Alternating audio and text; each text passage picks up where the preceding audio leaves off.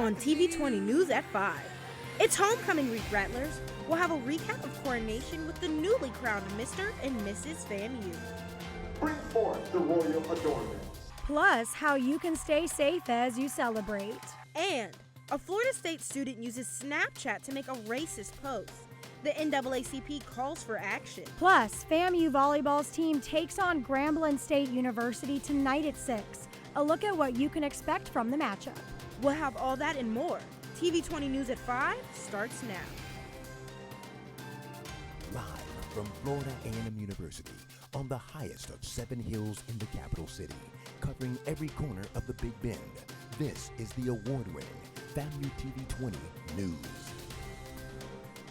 Campus safety is a big priority for FAMU police and Rattlers, and fans head to Tallahassee for the homecoming this week. Welcome to TV News 20 at 5. I'm Kaitlyn Walsh. And I'm Hannah Kirby. Our Victoria Montanez spoke with the new FAMU police chief. Victoria, what is FAMU PD doing ahead of these festivities? Thank you, ladies. With an influx of students, alumni, and visitors joining in the celebrations, FAMU Police Department has rolled out extra safety measures to ensure everyone enjoys the festivities safely. FAMU's annual homecoming kicked off yesterday, drawing in large crowds for a week packed with events. From Market Monday, where students enjoy a DJ and vendors on the quad, to late-night gatherings, the FAMU Police Department has increased its presence to keep everyone safe day and night. Chief Audrey Alexandra of the FAMU Police Department highlighted their efforts to enhance campus safety, especially with the increased homecoming crowds. We have not only worked with Office of Communications to send out public safety announcements, we are working with our external partners. We are working with the Real Crime Center, providing them access to our cameras and our license plate readers. We're going to be supplementing our existing force with a security company that will be helping us with all the other events. Metal detectors and clear bag policy will be full effect. For students like D'Angelo Green, these measures offer peace of mind, though he says there's room for improvement. I think I'd like to see maybe like more transports or escorts, them making sure that people are getting where they need to get in a safe manner. FAMU Police also reminded students to use campus escort services when needed. Remember, safety is first, and if you see something, please do not hesitate to say something. FAMU Police are also working with Tallahassee Police to make sure areas around campus are also secure. I'm Victoria Montanez, back to you at the desk. It's homecoming here in the highest of 7 hills. The week kicked off with royal coronation crowning the newly appointed royal court. The 25th and 118th Mr. and Miss FAMU were crowned in addition to other queens and escorts on the court.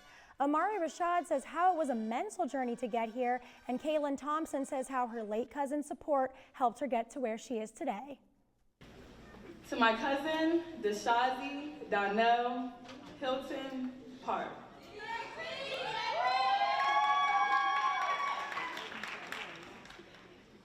Who left this world through suicide just 5 days after I won my first Miss FAMU race.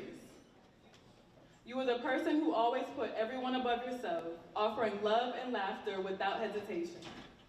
You believed in me fiercely, always telling me how proud you were, and I know you still are. It's been a great mental journey. And, if I didn't have this big support group at FAMU and all these different vast spaces, I wouldn't be standing here today. The coronation of Miss and Mr. FAMU is a tradition that has been celebrated for over 30 years. The ceremony is a historic tradition among HBCUs. There's lots of things going on this homecoming week. Let's dive into some of the festivities. Events start tonight at the amphitheater with the Housing Step Show at 7 p.m. Tomorrow is the fashion show in Lee Hall at 6 p.m. And Wednesday is the comedy show with Desi Banks and Al Lawson at 7 p.m.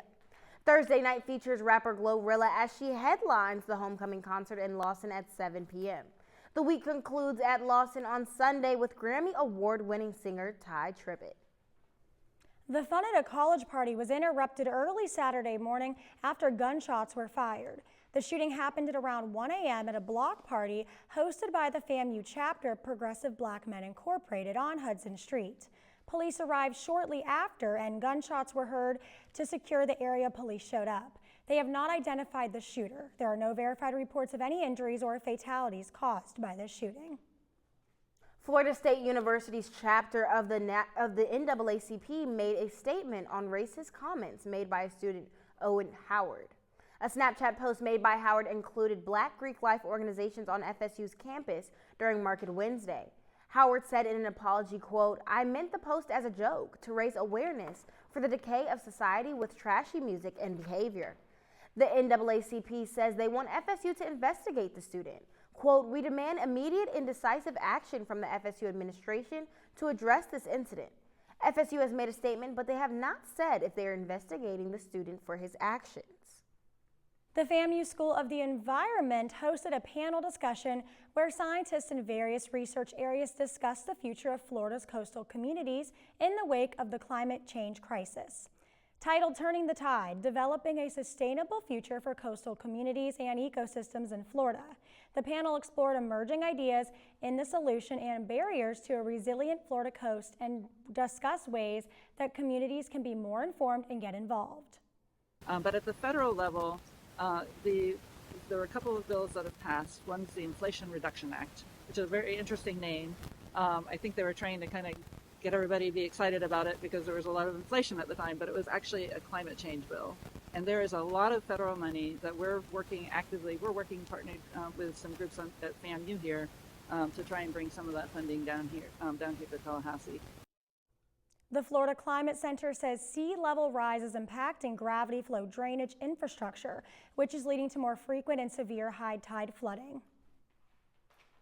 Major changes are on the way to City Hall. The Knight Creative Communities Institute is moving forward with plans to transform the new area with its new Bicentennial Park project. The CRA unanimously approved a $500,000 award to bring phases 1 and 2 to life. The planned park will stretch from City Hall down Jefferson Street to Duval Street, providing a new gathering space for the community. The initiative is a part of Tallahassee's 200th anniversary celebration. Now, with full support from city leaders, the project is ready to take root.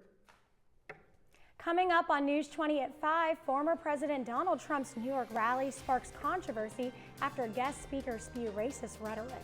And Vice President Kamala Harris received an endorsement from Beyonce Knowles during her rally in Houston. We'll be right back. You're watching News 20 at 5.